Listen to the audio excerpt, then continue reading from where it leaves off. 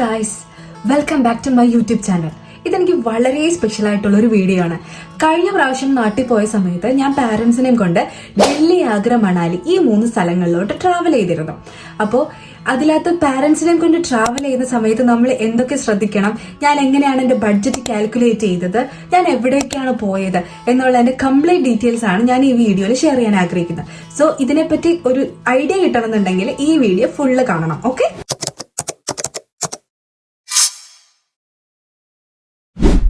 കൊച്ചിയിൽ നിന്നാണ് ഞാൻ ട്രാവലിംഗ് സ്റ്റാർട്ട് ചെയ്തത്. കൊച്ചി ടു ഡൽഹി നമുക്ക് ഫ്ലൈറ്റ് എടുത്തിട്ടും ട്രെയിൻ എടുത്തിട്ടും ട്രാവൽ ചെയ്യാൻ പറ്റും. ഇതെല്ലാം നമ്മുടെ കംഫർട്ട്, ടൈം, ബഡ്ജറ്റ് ഇതിനെല്ലാം ഡിപ്പെൻഡ് ചെയ്തിട്ടാണ് ഇരിക്കുന്നത്. ഞാൻ ചൂസ് ചെയ്തത് ട്രെയിനാണ്. എറണാകുളത്ത് നിന്ന് സ്റ്റാർട്ട് ചെയ്യുന്ന മംഗള ലക്ഷദ്വീപ് എക്സ്പ്രസ് ആണ് ഞാൻ എടുത്തത്. ഫാമിലി ആയിട്ടുള്ള ട്രിപ്പ് ആയതുകൊണ്ട് തന്നെ അവരുടെ കംഫർട്ട് നോക്കിയിട്ട് 2 ടയർ AC ആണ് ഞാൻ ചൂസ് ചെയ്തത്. 2 ടയർ മാത്രമല്ല 3 ടയർ ACയും സ്ലീപ്പേഴ്സും അവൈലബിൾ ആണ്. നമ്മളുടെ കംഫർട്ടിനനുസരിച്ചിട്ട് ഏതാന്ന് ചോദിച്ചാൽ ചൂസ് ചെയ്യാൻ പറ്റും. മംഗള ലക്ഷദ്വീപ് എക്സ്പ്രസ് കൂടാണ്ട് ഒരുപാട് ട്രെയിൻ സർവീസുകൾ കേരളത്തിൽ നിന്ന് ഡൽഹിയിലോട്ടുണ്ട്. അതിന്റെ എല്ലാം ലിസ്റ്റ് ഞാൻ ഇവിടെ കൊടുക്കാം. ഡൽഹിയിലെ ഹസ്രത്ത് നിസാമുദ്ദീൻ റെയിൽവേ സ്റ്റേഷനിലാണ് നമ്മൾ ഇറങ്ങിയത്. റെയിൽവേ സ്റ്റേഷന് അടുത്തായിട്ട് തന്നെയാണ് നമ്മൾ അക്കോമഡേഷനും ബുക്ക് ചെയ്തത്. അക്കോമഡേഷൻസ് ബുക്ക് ചെയ്യാൻ വേണ്ടിയിട്ടുള്ള ഓൺലൈൻ സൈറ്റുകളുടെ ലിസ്റ്റ് ഞാൻ ഇവിടെ കൊടുക്കാം. നിങ്ങൾക്ക് അത് ചെക്ക് ചെയ്യാവുന്നതാണ്. അക്കോമഡേഷൻ ബുക്ക് ചെയ്യുമ്പോൾ ശ്രദ്ധിക്കേണ്ട കാര്യം, ഓൺലൈനായിട്ട് നമ്മൾ നോക്കിയിട്ട് ഓഫ്ലൈനായി നമ്മൾ ഡയറക്റ്റ് പോയി ചോദിക്കുവാണെങ്കിൽ നമുക്ക് കുറച്ചും കൂടി പ്രൈസ് റെഡ്യൂസ് ചെയ്ത രീതിയിൽ നമുക്ക് അക്കോമഡേഷൻ ബുക്ക് ചെയ്യാൻ പറ്റും. സോ അങ്ങനെ ഒന്ന് ട്രൈ ചെയ്യുന്നത് ബെറ്റർ ആയിരിക്കും. 2 ദിവസത്തെ ലോങ് ജേണി കഴിഞ്ഞ് നമ്മൾ എത്തിയതുകൊണ്ട് തന്നെ ഫസ്റ്റ് ഡേ നമ്മൾ റഷ് ആയിട്ട് ഒരു പരിപാടിയും ചെയ്തില്ല. നമ്മൾ ഷോപ്പിങ്ങിനാണ് ഇമ്പോർട്ടൻസ് കൊടുത്തത്. നമ്മൾ അന്ന് പോയത് സരോജിനി നഗർ മാർക്കറ്റിലോട്ടാണ്. സരോജിനി നഗർ കൂടാണ്ട് ഒരുപാട് ഷോപ്പിംഗ് സ്ട്രീറ്റുകൾ ഡൽഹിയിലുണ്ട്. അതിന്റെ എല്ലാത്തിന്റെ ലിസ്റ്റ് ഞാൻ ഇവിടെ കൊടുക്കാം. സെക്കൻഡ് ഡേ ആണ് വേൾഡ് വണ്ടർ ആയിട്ടുള്ള താജ്മഹൽ കാണാൻ വേണ്ടി നമ്മൾ ചൂസ് ചെയ്തത്. ഡൽഹിയിൽ നിന്ന് ഏകദേശം 3-3.5 മണിക്കൂറോളം ട്രാവലിംഗ് ഉണ്ടാവും ആഗ്രയിലോട്ട്. ബസ്സും ട്രെയിൻസും അവൈലബിൾ ആണെന്നുണ്ടെങ്കിലും നമ്മൾ ഊബർ എടുത്തിട്ടാണ് പോയത്. ബിക്കോസ് ഫാമിലി ഉള്ളതുകൊണ്ട് ഫാമിലിയുടെ കംഫർട്ടാണ് നമ്മൾ ആദ്യം കൺസിഡർ ചെയ്തത്. ഒരുപാട് റിസർച്ച് ചെയ്ത് കഴിഞ്ഞപ്പോഴേക്കും ഏർലി മോർണിംഗ് ആണ് താജ്മഹൽ കാണാനായിട്ട് ബെസ്റ്റ് ടൈം എന്ന് ഞങ്ങൾ മനസ്സിലാക്കി.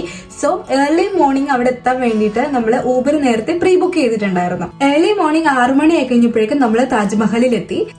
താജ്മഹൽ കൂടാണ്ട് ആഗ്ര ഫോർട്ടും ബേബി താജും ആണ് നമ്മൾ എക്സ്പ്ലോർ ചെയ്തത്. നമ്മൾ ഭയങ്കര കാം ആൻഡ് പീസ്ഫുൾ ആയിട്ട് റിലാക്സ് ചെയ്തിട്ടുള്ള ട്രാവൽ ആയതുകൊണ്ട് ഒരുപാട് പ്ലേസസ് റഷ് ആയിട്ടൊന്നും കണ്ടില്ല. പക്ഷേ ഇത് 3ഉം കൂടാണ്ട് നമുക്ക് ആഗ്രയിൽ എക്സ്പ്ലോർ ചെയ്യാൻ പറ്റുന്ന വേറെ ഒരുപാട് സ്ഥലങ്ങളുണ്ട്. അതിന്റെ എല്ലാം ഡീറ്റെയിൽസ് ഞാൻ ഇവിടെ കൊടുക്കാം. താജ്മഹലിന്റെയും ആഗ്ര ഫോർട്ടിന്റെയും ഒക്കെ മുന്നിലായിട്ട് നമുക്ക് ഒരുപാട് റിക്ഷാവാലാസിനെ കാണാൻ പറ്റും.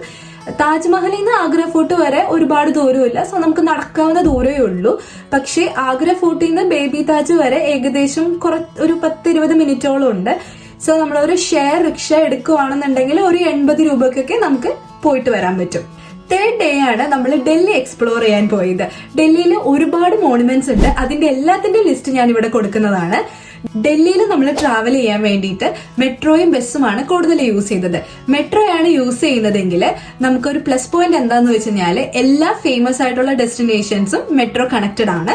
അത് മാത്രമല്ല ഡെയിലി പാസ് എടുക്കുകയാണെങ്കിൽ ചീപ്പായിട്ട് നമുക്ക് ഡൽഹി മുഴുവൻ കറങ്ങാനും പറ്റും. മാത്രമല്ല ഡൽഹി മെട്രോന്റെ ആപ്പ് നമുക്ക് ഡൗൺലോഡ് ചെയ്യാൻ പറ്റും. ഇത് പ്ലേ സ്റ്റോറിലും ആപ്പ് സ്റ്റോറിലും അവൈലബിൾ ആണ്. പിന്നെ ഡൽഹി മെട്രോന്റെ ഒരു മാപ്പ് ഞാനിവിടെ ആഡ് ചെയ്യാം. ബസ്സാണ് നമ്മൾ ചൂസ് ചെയ്യുന്നതെങ്കിൽ ഇത് കുറച്ച് ടൈം കൺസ്യൂമിംഗ് ആയിരിക്കും.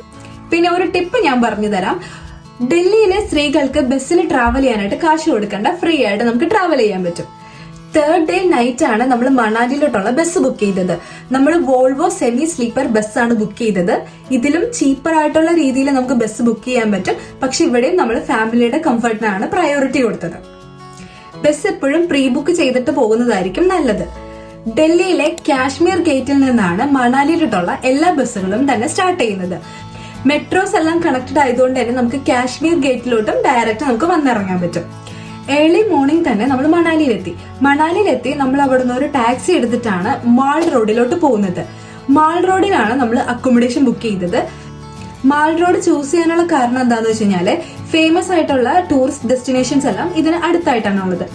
മണാലിയിൽ നമ്മൾ മസ്റ്റ് ആയിട്ട് വിസിറ്റ് ചെയ്യേണ്ട കുറച്ച് പ്ലേസുകളുടെ ലിസ്റ്റ് ഞാൻ ഇവിടെ കൊടുക്കാം.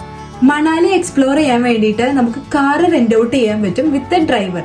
സോ നമുക്ക് ഫേമസ് ആയിട്ടുള്ള ഡെസ്റ്റിനേഷൻസ് എല്ലാം നമുക്ക് ഒരേ ദിവസം തന്നെ കവർ ചെയ്യാനായിട്ടും പറ്റും. ഫാമിലി ആയിട്ട് പോകുന്നതുകൊണ്ട് തന്നെ മണാലിയിൽ റൂം ബുക്ക് ചെയ്യുമ്പോൾ ഹീറ്ററുള്ള റൂം നോക്കി ബുക്ക് ചെയ്യാൻ നോക്കാം. 2 ദിവസം മണാലി എക്സ്പ്ലോർ ചെയ്തതിന് ശേഷം തിരിച്ച് ഞങ്ങൾ വോൾവോയിൽ തന്നെയാണ് ഡൽഹിയിലെത്തിയത്. ഡൽഹിയിലെത്തി ഒരു 2-3 മണിക്കൂർ നേരത്തേക്ക് ഞങ്ങൾ വീണ്ടും ഒരു റൂം എടുത്തു. ഒന്ന് ഫ്രഷപ്പ് ആയതിനു ശേഷമാണ് തിരിച്ച് ട്രെയിൻ കയറിയത്. ഫാമിലി ആയിട്ട് ട്രാവൽ ചെയ്യുമ്പോൾ നമ്മൾ ശ്രദ്ധിക്കേണ്ട കുറച്ച് കാര്യങ്ങളുണ്ട്. അവർക്ക് ഇനഫ് റെസ്റ്റ് വേണമെന്ന് നമുക്ക് ഉറപ്പുവരുത്തണം.